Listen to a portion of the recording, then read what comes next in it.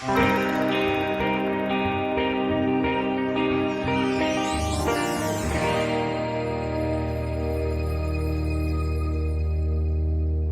agora vamos pregar a palavra. O Silas e o Jean já nos abençoaram, eles cantaram "Não existe nenhum outro como Deus", e isso que é a consciência que o cristão tem que ter. Não existe outra coisa, não existe outro Deus. Até é estranho chamar Deus outra coisa, né? É uma maneira de falar, não me leve a mal, mas não existe nada no mundo que possa nos preencher como Deus preenche. Ele é alfa, Ele é ômega, é o início, é o fim, Ele comanda tudo, Ele está no controle de tudo.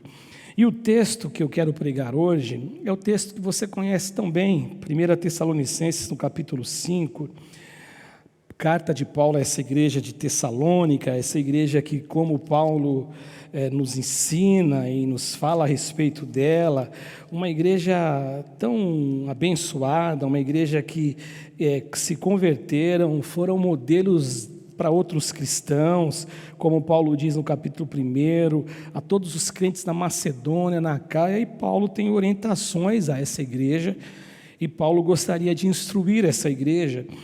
E no verso 12, que eu não vou ler, você vai ver na tua Bíblia depois, existem diversos preceitos, existem vários ensinamentos do apóstolo Paulo. Mas eu quero ler o 16, o 17 e o 18, que você conhece bem. O texto fala assim, regozijai-vos sempre, é o verso 16. O 17 é curtinho também, orai sem cessar. E o 18, ele também é um pouco maior, mas ele fala assim, em tudo dai graças. E aí ele vem com a explicação, porque essa é a vontade de Deus para convosco em Cristo Jesus, ou essa é a vontade de Deus em Cristo Jesus, nessa tradução que está aparecendo, que é a mesma que eu estou usando, revista atualizada, é a vontade de Deus em Cristo Jesus para convosco. Só esses 3 versículos. E aí eu coloquei como proposta para a gente hoje, eu e você, nós aprendermos a viver e olhar a vida e viver a vida como Deus gostaria que nós olhássemos para a vida e vivêssemos a nossa vida. E como no domingo quem pôde me ouvir, eu disse assim que eu tinha no coração a certeza que eu iria, pregar uma palavra. Tinha uma palavra no meu coração, o meu espírito ele estava bem tranquilo, bem inclinado a pregar, e na última hora eu estava lendo e aí Deus tocou no meu coração para falar a respeito de choro. E aí Deus mudou tudo, e aí eu direcionei, logicamente a gente fala eu direcionei, mas é o Espírito Santo que direciona, e eu pude falar a respeito de um outro tema. Hoje também, eu achava que hoje eu iria falar sobre um assunto, mas aí depois do Ano Novo, em casa, amadurecendo a ideia, eu senti o desejo de falar sobre essa questão de dar graças. E eu fiquei pensando que o ano de 2020 foi um ano muito duro. O ano de 2020 foi um ano muito pesado. O ano de 2020 foi um ano onde muitas coisas aconteceram. Muitas coisas que nós não esperávamos acabaram vindo sobre nós, sobrevindo sobre nós. E muito embora o ano de 2021 a gente convive ainda com essa questão da pandemia, com a questão da doença, com a questão da enfermidade, a nossa oração, o nosso desejo é que isso acabe e termine o mais breve possível. Só que o fato que eu sempre digo para todos, e eu tenho isso dentro do meu coração, toda vez que a gente vai passar de um ano para o outro e existe no nosso coração, dentro de nós, eu acredito que isso seja até algo que Deus colocou no nosso coração, essa esperança, essa expectativa, essa coisa da gente tentar, olhar para frente, de modo que o que ficou para trás, ficou para trás. A Bíblia fala isso, olhe para frente. Paulo fala isso quando ele escreve a carta dele aos Filipenses, olhando para frente, esquecendo das coisas que para trás ficam. Mas o fato é que a gente não sabe como e quando vai acontecer. Quando virá a vacina, quando que o Covid, quando que essa pandemia vai embora. Mas o ano de 2020, muitas pessoas tiveram um ano muito pesado. Ano que famílias perderam membros importantes, amigos, irmãos, pais, avós, filhos, mães. Um ano onde muita gente foi impactado financeiramente, pessoas tiveram redução salarial, pessoas perderam o seu emprego, pessoas se viram numa situação que tudo isto foi juntando dentro dele, dentro da alma dele, e eles receberam um golpe fortíssimo na questão emocional, pessoas que estão sofrendo emocionalmente até hoje, pessoas que estão passando por vales de depressão, pessoas que estão vivendo todo essa dificuldade. Nós não só tivemos a sensação, como nós tivemos a nossa vida encurtada. Nós tivemos no sentido, que eu digo vida encurtada, no sentido de você ter o direito de ir e vir, ou seja, a gente começou a ter encurtado, a gente não poderia mais ter a liberdade que nós tínhamos. Muitos projetos que muitas pessoas tinham ficaram para trás. Quantos projetos que ruíram no ano de 2020, quantas coisas que nós queríamos fazer e não fizemos, coisas que ficaram esquecidas e que ficarão esquecidas no ano de 2020. Nós podemos fazer esse ano, mas 2020 como um projeto original, como um início de ano, que nós sonhamos tantas coisas. Quem no dia 1º de janeiro de 2020 poderia imaginar que tudo o que aconteceu em 2020 iria acontecer? Ninguém. E quando a gente olha para trás, para 2020, que ficou aí há 5 dias atrás, a gente começa a dizer assim, poxa, esse ano deixou muitas marcas profundas, marcas terríveis, como eu disse na minha oração, e disse na minha fala para orar pelos ofertantes, pelos dizimistas, a gente sabe de histórias de pessoas que foram promovidas, pessoas que foram efetivadas, mas num contexto geral e num âmbito muito maior, num pensamento maior ou numa direção maior, muitas coisas ruins aconteceram. E quando a gente olha para essas coisas, a gente fica lembrando de tudo isso, essas lembranças, a gente pode fazer a seguinte questão aqui hoje: como que eu e você, como que nós podemos viver na prática isso que o apóstolo Paulo nos orienta? Como que eu e você nós podemos encarnar isto? Como que eu e você nós podemos tomar posse disso, como é um linguajar no meio evangélico cristão que dizem isso, tomar posse? Como que a gente pode, como no passado, na década de 90, dizer eu tomo posse, essas coisas que é o linguajar nosso, é o nosso idioma, vamos dizer assim. Como que eu faço para me apropriar disso? Ou seja, isso que Paulo fala aqui no verso de número 16, se alegrar sempre, regozijar sempre, é uma ordem aqui, é um imperativo aqui, e o que é interessante é que é um mandamento. Como que eu faço para orar sem cessar? Orar o tempo inteiro, orar o tempo todo, e como ele diz aqui, por último, e dar graças, ter o coração agradecido. E acima de tudo, quando Paulo escreve aqui, ele fala que ainda dar graças, e Paulo faz uma afirmação que isto é vontade de Deus, é o que ele diz aqui nesse texto, é vontade de Deus para comigo, para com você em Cristo Jesus. Eu de verdade, olhando para a questão humana, olhando para a questão espiritual também, eu devo reconhecer que não é uma tarefa fácil isso que Paulo está nos pedindo hoje. Porque a gente há de convir que é muito fácil você orar, você fazer alguma coisa. E olha que eu não estou falando nenhuma heresia, eu não estou aqui defendendo nenhuma teoria que a gente não deve orar quando existe dificuldade, porque você me conhece. Você que me ouve pregar, você que senta comigo, você que é mais próximo, ou as pessoas que congregam aqui comigo, né, junto com o pastor Ivaldo, com os pastores aqui, com os irmãos que ministram aqui, você sabe o que nós pensamos, mas eu reconheço que é uma tarefa muito difícil a gente colocar isso em prática. É muito mais fácil quando o mar está calmo. É muito mais fácil quando as ondas elas estão tranquilas, do que quando nós olhamos para o nosso barco e a gente começa a perceber que ele está se enchendo de água, onde a dificuldade é grande.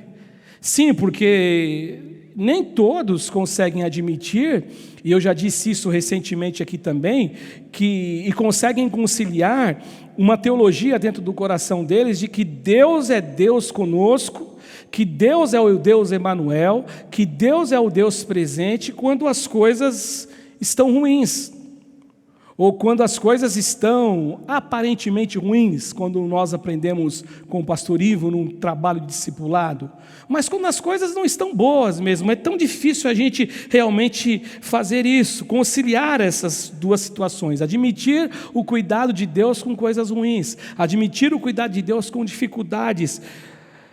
Mas por incrível que pareça, quando eu olho para Paulo aqui, sendo um instrumento de Deus, eu vejo que Deus está querendo despertar a mim e a você essa realidade, esta possibilidade, esta verdade de nós podermos confiar em Deus o tempo inteiro. E se nós olharmos com atenção, e esse é o desejo de Paulo, se a gente tiver um pouquinho de atenção, a gente pode olhar, a gente pode perceber, mesmo no mundo espiritual, que Deus está cuidando da gente o tempo inteiro.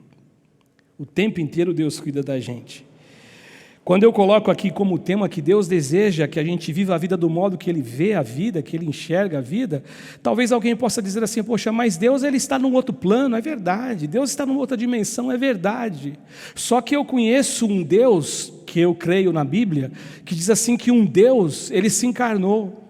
O Deus, Ele se encarnou, Ele assumiu forma de servo, como que Paulo fala, Ele não teve por usurpação ser igual a Deus, pelo contrário, Ele se humilhou, Ele se aniquilou, Ele se tornou um ser humano com limitações. Como Deus, Ele está em todos os lugares ao mesmo tempo, como Deus, Ele não sentia dor, como Deus, Ele está fora, é um Deus que o tempo de Deus é fora, não é o tempo do relógio, Cronos, é o tempo Kairos, é o tempo da perfeição. Mas como Jesus não, como Jesus ele tinha limitações, ele não tinha como estar com Pedro na casa de Pedro, da sogra de Pedro, e poderia estar no mar ensinando ali no monte ou andando no mar, ele não podia porque ele tinha a limitação dele. Mas o que eu entendo é que Deus ele deseja que eu e você, a gente olhe para a vida sempre com alegria, que a gente sinta alegria, que a gente se regozije em Deus. Deus olha para a gente e Ele gostaria muito que a gente sempre tivesse o desejo de orar, o desejo de ter comunhão com Ele, o desejo de, eu vou usar uma palavra aqui que não é a palavra correta, mas é que nós falamos comumente, gastar tempo em oração, e não é gastar tempo em oração, mas é investir tempo em oração, porque nós somos a geração, e eu li uma frase, eu não me lembro de quem agora, de verdade, porque a gente tem o Instagram, e a gente recebe várias coisas, mas é de algum pastor antigo, aí eu não me lembro dos pastores famosos que já não estão entre nós, mas que ele disse assim, que o problema dos cristãos atuais, comparado com a situação do passado, é que os cristãos atuais, eles oravam horas, eles passavam horas em oração, que para eles tinham a sensação, depois que eles terminavam a oração, que eles tinham passado minutos na presença de Deus. E nós somos uma geração totalmente o oposto disto, opostos disto. Nós oramos minutos, e quando nós levantamos da oração, a gente tem a impressão que nós oramos horas e mais horas, porque a oração ela está sendo negligenciada por muitos. Por que nós vemos cristãos derrotados, cristãos fracos, pessoas que não crescem, pessoas que não amadurecem, pessoas que não conseguem compreender absolutamente nada do mundo espiritual, pessoas que carregam essa dificuldade? Porque nós temos tido pouco tempo na presença de Deus, pouco tempo diante de Deus. Então Deus ele tem como desejo no coração. Se Deus pudesse desejar no sentido que nós entendemos, eu sei que Ele deseja mesmo, mas para o nosso entendimento, se Deus pedisse algo para nós, é isto: alegria sempre com Ele, regozijar-se com Deus e orar sempre. E também outra coisa que Ele fala aqui, que o coração da gente fosse um coração, eu não falo aqui desse órgão que bombeia sangue para o corpo, não, a nossa mente, as nossas entranhas, o coração, como diz o salmista, o nosso mover, aquilo que nos dá sabedoria, a nossa consciência, nós deveríamos ter gratidão o tempo inteiro. E será o porquê, ou por que será que Deus ele pede isso para a gente? Por que Deus deseja isso para a gente? Eu costumo também dizer uma coisa, quando Deus fala de perdão, quando Deus ele fala assim, perdoa, Ele nunca está falando perdoa para você perdoar alguém porque é melhor para a pessoa, não, é melhor para você, melhor para você. Conheço pessoas que não perdoam, mas estão morrendo sem que eles percebam que estão morrendo, ou às vezes até percebam que estão morrendo, mas não admitem, não dão um braço a torcer. Então, quando Deus pede alguma coisa para a gente, Ele pede porque o maior beneficiado de toda a história será a gente. E, em primeiro lugar, a primeira coisa que Ele pede para a gente, da gente se regozijar-se sempre, alegrar-se sempre, Ele pede isso porque Ele sabe que a alegria dEle nos fortalece. A alegria de Deus nos dá força. E o texto que você conhece, que você canta, que se tornou canção entre nós, cristãos evangélicos, é o texto de Neemias. Quando o Neemias, ele lá em Neemias 8, no verso 10, diz assim, portanto não vos entristeçais. Neemias 8,10 diz isso no final do texto, né, que está aparecendo aqui, é bem no finalzinho que eu vou usar. Portanto não vos entristeçais. Por que não é para entristecer? Porque a alegria do Senhor é a nossa força, ou é a vossa força. Agora, vale perguntar, o que significa isso, pastor? O que significa que a alegria do Senhor é a nossa força? Que nós não devemos ficar tristes. Em primeiro lugar, eu quero dizer o que não significa. Não significa que nós vamos ter amnésia. Nós vamos ter uma amnésia em relação a todos os problemas que nós enfrentamos. Não significa isso. Não significa, em segundo lugar, que Deus vai agir, para quem me viu pregando domingo, como aquela mãe que exorta sua filha no funeral de seu pai, do seu esposo, no caso, pai da sua filha, dizendo para ela assim, não chore, enxugue o teu choro, porque você é uma cristã, e não fica bem um cristão chorando, para que todos vejam a nossa fraqueza de sentir saudade, ou sentir tão impotente diante da separação de um ente querido. Não chore, não significa isso, que Deus dissesse para a gente assim, olha, a alegria do Senhor, não fiquem tristes, a alegria do Senhor é a nossa força, como se nós não sentíssemos dor e nós não sentíssemos tristezas. Portanto, quando ele fala assim, não vos entristeçais, não é uma correção para dizer, pare de ficar triste, não, olha, vai passar, isso não é eterno, a dor não é eterna, a dor ela é curável. O choro pode durar uma noite, como preguei domingo, mas a alegria vem pela manhã. Então não significa que nós não sentimos dor e tristeza. Em terceiro lugar, não significa que nós somos imunes a dores. Não significa que quando a gente entra na casa de Deus, porque quantas mensagens você ouviu, e quantas coisas a gente, quando começa no Evangelho, a gente tem impressões erradas, talvez por nossa culpa, por falta de discernimento, outras coisas, ou talvez o porquê, porque alguém nos ensina errado. Quantas vezes você ouviu alguém dizer que quando você aceita Jesus, você não tem mais problema nenhum, mais nenhuma dificuldade? Então, a alegria do Senhor é a nossa força, não significa que nós não sentiremos mais dores, porque se fosse assim, isso nos tornaria pessoas doentes, pessoas insensíveis, deixando o nosso lado humano, deixando de ser gente, deixando de ser pessoas que se importam com o próximo, com um filho, com um pai, com um parente, com um amigo, com um irmão, com alguém na caminhada com Cristo que está sofrendo, e a gente se tornaria indiferente. Não significa também, em quarto lugar, que nós não vamos sentir insegurança quando nós enfrentamos as nossas lutas, que nós não vamos sentir medos quando nós enfrentamos as nossas lutas. Não significa isso.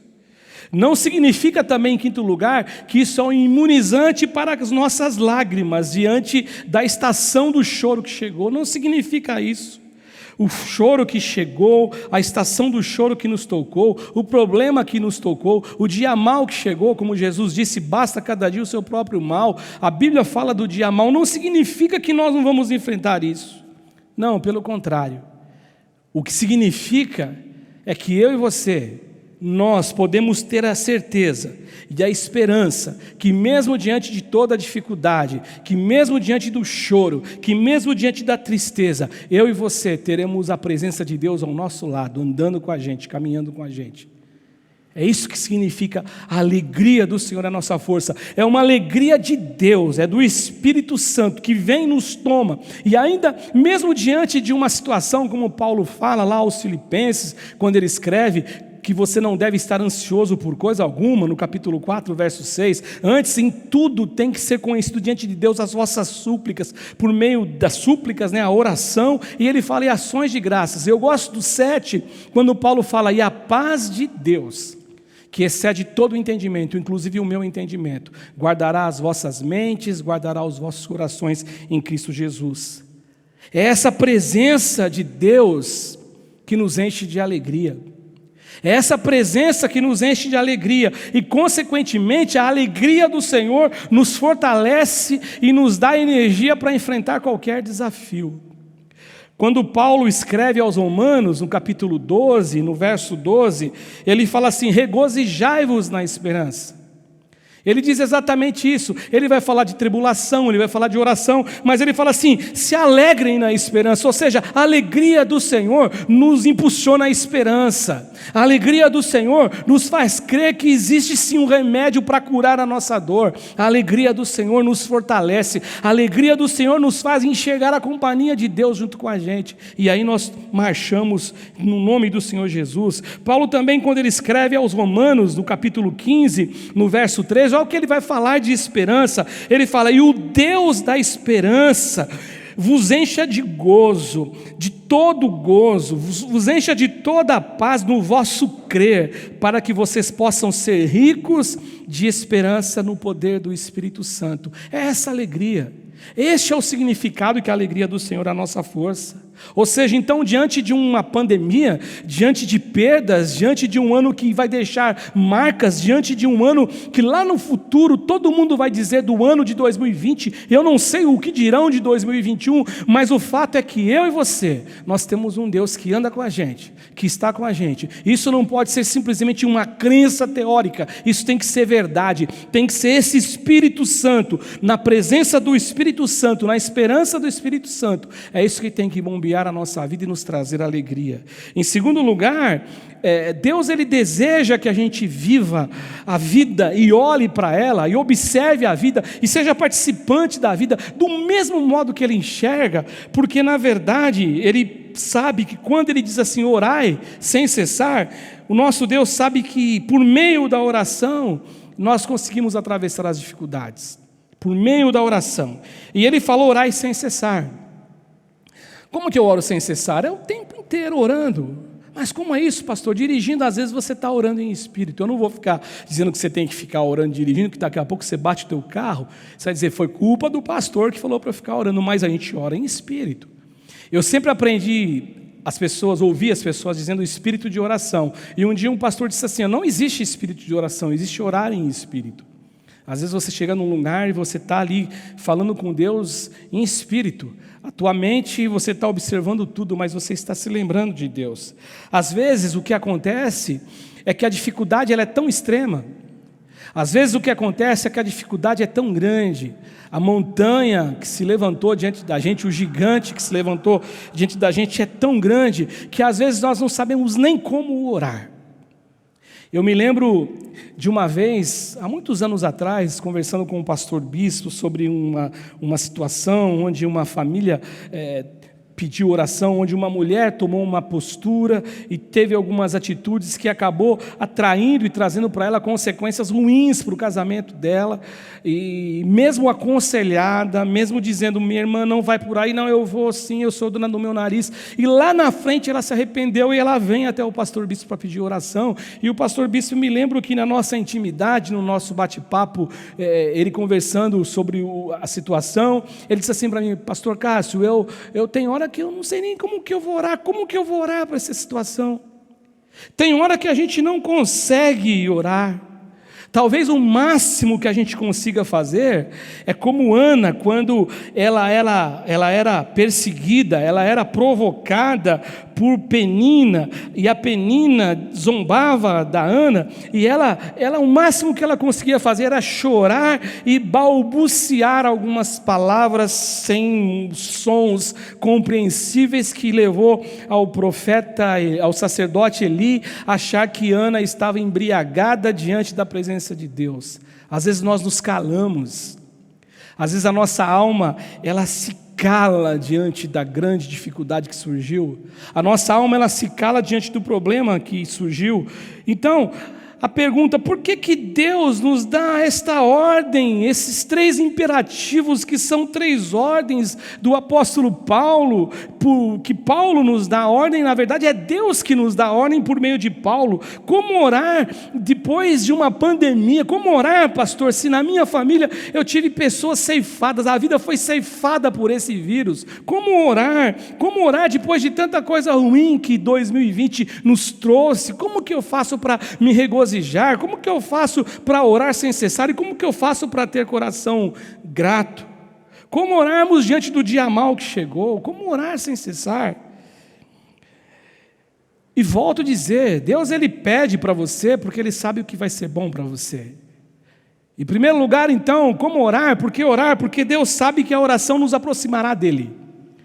A oração sincera nos aproxima de Deus. Não é aquela oração do fariseu que sobe para orar com o publicano e ele faz oração para ele mesmo, dizendo quem ele era perante a mente dele, a consciência dele, mas diante de Deus ele não era nada daquilo que ele pensava. Mas a oração sincera, ela nos aproxima de Deus. Em segundo lugar, Deus pede para que a gente ore sempre, porque nós somos fortalecidos na oração. É a oração que te fortalece. É a oração que vai fortalecer a vida do cristão. É oração, não adianta. Algumas pessoas falam, poxa pastor, eu queria ser como o fulano de tal, eu queria ser como o pastor, eu queria ser como a pastora, eu queria ser como o irmão que ministra. Mas você quer saber de uma coisa? Vai ver quanto tempo essa pessoa ela leva em oração com Deus, quanto tempo essa pessoa gasta lendo a palavra de Deus, quanto tempo essa pessoa gasta na audiência que ela tem com Deus, o bate-papo com Deus, quanto tempo essa pessoa ela atravessa aquele mundo natural e entra lá no esconderijo do Altíssimo, quanto tempo? A oração ela nos fortalece. Em terceiro lugar, Deus diz para a gente orar sempre, orar sem cessar, porque nós nos tornamos íntimos de Deus na oração. Eu não tenho como ser íntimo de alguém se eu não converso com essa pessoa. Tem pessoas que eu tive experiências, e eu tenho ainda hoje essa experiência. Eu tenho amigos que trabalharam comigo muito tempo na empresa que eu me aposentei, que eu trabalhei 30 e poucos anos. Eu tenho amigos que hoje, se a gente sentar para conversar, a gente conversa como se nós tivéssemos nos visto ontem, porque são amigos, porque temos intimidade. Independentemente da religião que ele tem, eu sendo um pastor, mas ele é meu amigo, é uma pessoa que me considera, uma pessoa que muitas vezes quando tem alguma dificuldade é a mim que eles recorrem. Cássio, me ajuda em oração. Às vezes não querem nada com nada, mas é da gente que eles lembram, mas são amigos. E na oração nós nos tornamos íntimos, e quando nós nos tornamos íntimos de alguém, nós confiamos nessa pessoa. Então Jesus, Deus, Ele exige de nós esse mandamento, porque nós passamos a confiar nele. Em primeiro lugar, nos aproximamos de Deus. Em segundo lugar, somos fortalecidos, e por nos aproximarmos dele, nos tornamos íntimos e passamos a confiar nele. A verdade é uma só, meus irmãos: ninguém vive sem oração. Ninguém vive, ninguém sobrevive. Você não sobrevive, eu não sobrevivo sem oração. A gente precisa de Deus porque a oração nos conecta com o mundo espiritual. A oração nos conecta com Deus. A oração, ela tem poder de cura. Quantas vezes somos curados na oração? Quanta cura você recebeu na oração? A oração, ela tem poder de libertar. Quanta libertação por meio do momento de oração. A oração, ela tem poder de nos fortalecer, eu já disse isso. Lembra de Jesus no Getsêmani, suando gotas de sangue, pedindo para que os amigos de Jesus, os seus amigos, tivessem um momento de oração. Ore por mim, eu estou angustiado, a minha alma ela foi tomada por uma tristeza profunda, angustiosa, angustiante. Orem por mim. A oração, ela nos leva a vencer os nossos inimigos, ou o nosso inimigo. E eu não estou falando de inimigo homem, mulher, eu estou falando de guerra espiritual. A oração tem esse poder. E agora, em terceiro lugar, Paulo fala de gratidão, né? Em tudo dai graças. E Deus deseja que a gente viva a vida assim também, voltada para essa questão da gratidão, porque Ele sabe que na gratidão, eu e você, a gente começa a trilhar um caminho de realização da vontade de Deus. Não é isso que Paulo diz? Em tudo dai graças, pois essa é a vontade de Deus para convosco em Cristo Jesus. É isso que diz o texto, porque esta é a vontade de Deus em Cristo Jesus para convosco. Sabe, gente, dar graças é uma atitude de reconhecimento de um favor recebido.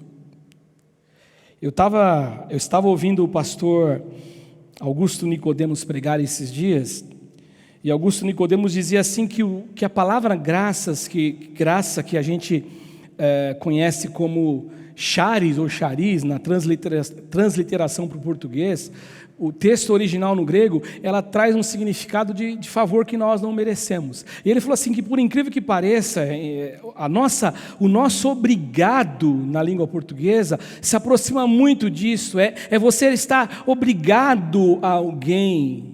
Obrigado a alguém, você tem agora uma aliança, você tem uma dívida com essa pessoa, e essa é a gratidão. Então nós reconhecemos, gratidão é reconhecer essa dívida que nós temos com Deus, e essa dívida é eterna, essa dívida é impagável. Essa dívida, não adianta, por mais que a gente possa dizer, vamos fazer isso. Eu estava dizendo para a Camilinha, vindo para cá hoje, que ela e o Roberto estão nos bastidores trabalhando com a gente. Eu dizia para a Camilinha assim, que quando a gente está com os cultos presenciais, a demanda da gente é muito maior, a energia despendida é muito maior, e nós temos falta disso. Agora não resta dúvida que é muito mais tempo, e a gente vai demandando esse tempo. Mas deixa eu dizer uma coisa para você, ainda que você faça tudo, tem até aquele texto que eu não vou me lembrar o endereço agora, que fala sobre o servo inútil. Ainda que você faça tudo, ainda Deus vai dizer, você é inútil, você faz só o que você tem que fazer. Tudo que nós fizermos para Deus, na obra de Deus, na casa de Deus, na nossa caminhada, na nossa peregrinação espiritual, tudo, nós não vamos conseguir pagar a Deus aquilo que Ele nos deu. A nossa dívida de gratidão com Deus, ela é eterna. Uma outra coisa, que a gratidão, ele é um mandamento de Deus para os homens. Aliás, aqui são 3 mandamentos.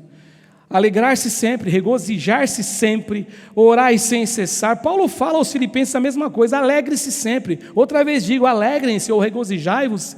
Paulo, é uma ordem, é um mandamento. E essa questão de agradecer a Deus por tudo, que essa é a vontade de Deus. E interessante que se é um mandamento, se é uma ordem, quando eu murmuro, quando eu reclamo, quando eu não tenho gratidão, quando eu sou essa pessoa talvez insolente, essa pessoa que fica se portando de um modo muito não generoso com Deus, eu estou vivendo em pecado. É que para mim e para você, a gente acha que é pecado, é adultério, A gente acha que pecado é beber, a gente acha que pecado é fumar, a gente acha que pecado é roubar, e aí você vai elencando tudo que na nossa construção mental e na nossa consciência é pecado, mas nós não vemos o quanto nós pecamos quando, ao invés de cumprirmos essas 3 ordens divinas, esses 3 mandamentos de orar sempre, ser alegre sempre no Senhor e ter coração grato, quando eu faço tudo ao contrário, eu estou em pecado.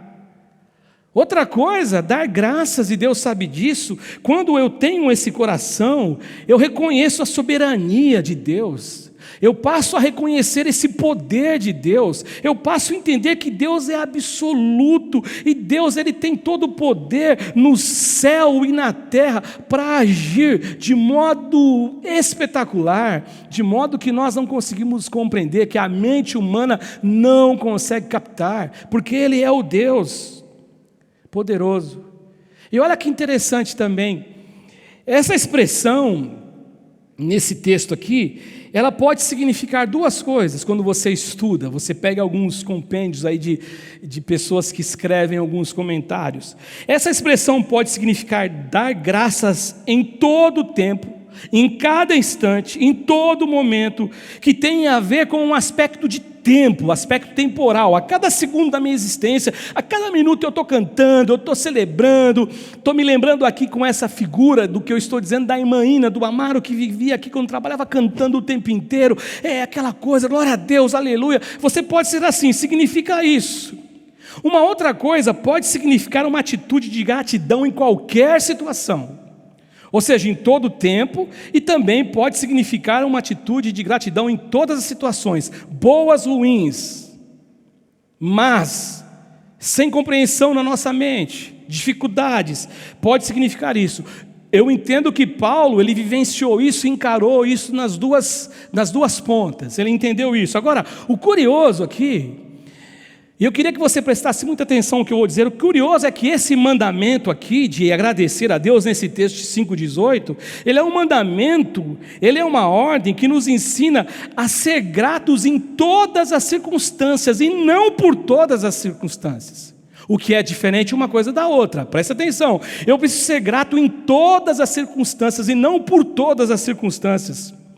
Ou seja, o que Paulo está dizendo, porque senão a gente vai começar a entender que o nosso Deus, ele é um Deus cruel, que é um Deus que manda você agradecer pela morte do seu filho. Não, eu agradeço na morte de um filho, eu não agradeço pela morte do filho. Eu agradeço na morte da minha avó, eu não agradeço pela morte da minha avó. Eu agradeço na perda de um emprego, eu não agradeço pela perda de um emprego. Eu agradeço na doença, a doença que eu estou passando, na doença, mas não a doença que sobreveio sobre mim. Deus não ensina isso, não aprendemos isso. Agora, por que eu agradeço não a morte, mas na morte de um filho? Quando eu estou agradecendo na morte de um filho, eu estou dizendo assim, eu estou passando por esse vale, eu estou chorando, eu estou com o coração arrebentado, eu estou com o coração dilacerado, eu perdi alguém que eu amava, isso está consumindo de uma maneira, me consumindo, que a tristeza, ela parece que ela é insuportável, mas eu dou graças por estar passando isso, não porque o meu filho morreu, eu estou dando graças na morte, porque eu não passo ela sozinho, eu não atravesso sozinho, Deus está comigo, eu reconheço a presença de Deus em todo momento, em toda situação. Agora, como eu disse no começo, é fácil reconhecer a presença de Deus quando o mar é calmo. Agora, o difícil é a gente reconhecer a Deus em todos esses momentos.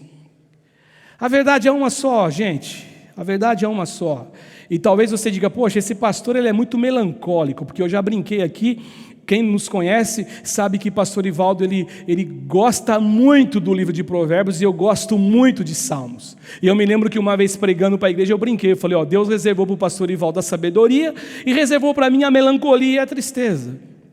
Agora eu quero dizer uma coisa para você. Os salmos retratam quem nós somos diante de Deus, e não adianta, nós sentimos dores, nós passamos pelo vale das lágrimas, nós atravessaremos o vale da sombra da morte, mas uma coisa eu sei, nós atravessaremos circunstâncias difíceis, mas Deus vai estar com a gente. em tudo dai graças, em Cristo Jesus, esta é a vontade de Deus para com a gente, isso agrada a Deus, porque Ele quer que você reconheça que Ele está com você. E por último, ainda falando de dar graças, em quarto lugar, Ele deseja isso para a gente, porque na gratidão, a gente aprende e é revelado a mim e a você, nos é revelado a nossa maturidade no nosso caminhar com Deus. Não entendemos tudo o que nós passamos, mas ao darmos graças a Deus, nós demonstramos a nossa confiança nele. Ao darmos graças a Deus, nós demonstramos quem é Deus para a gente, o quanto nós podemos confiar nele. Ao darmos graças, essa atitude nos revela que eu aprendi, você aprendeu, nós aprendemos que Deus ele não está ausente, que Deus não se ausenta. Isso não significa que como homem de Deus, como mulher de Deus, às vezes você braveja, reclama e não entende, não agradece aquele momento, como eu disse, não é agradecer pela morte, é na morte de um filho, como Jó, que reclamou, que realmente não entendeu, e nós vemos tantos outros personagens, salmista no Salmo 10, porque te conservas longe de mim no momento da angústia? Em outras palavras, quando está tudo bem, o Senhor está comigo, quando está mal, o Senhor se afasta de mim. A atitude de gratidão nos revela que nós aprendemos que tudo que Deus nos permite enfrentar e passar, terá como resultado final a bênção dele sobre nós. É o texto que você já deve ter falado tantas vezes. Romanos 8, 28. É o texto do apóstolo Paulo que diz assim, que todas as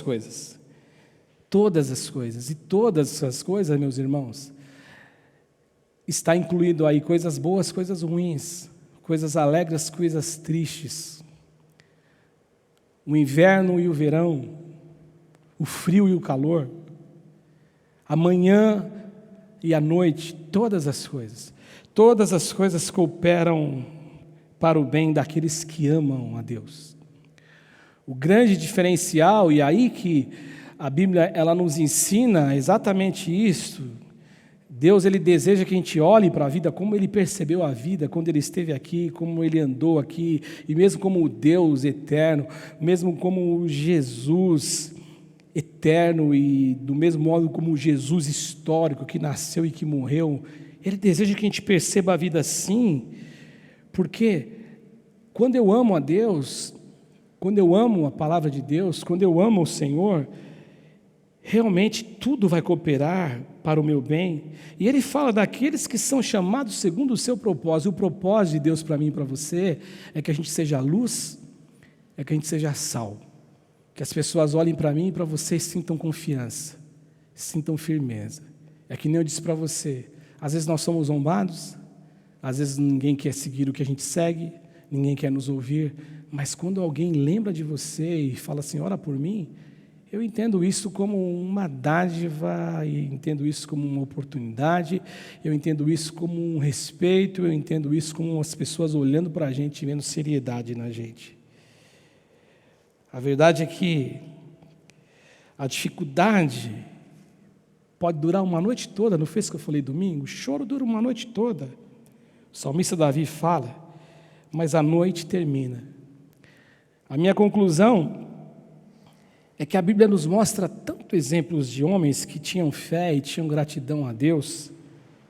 Jó, mesmo sem entender o que passou, mas Jó é um homem que foi grato. Abraão, o apóstolo Paulo. E o que esses homens tinham em comum, gente? Quando eu olho para eles, eu vejo que eles tinham em comum uma certeza, uma única certeza.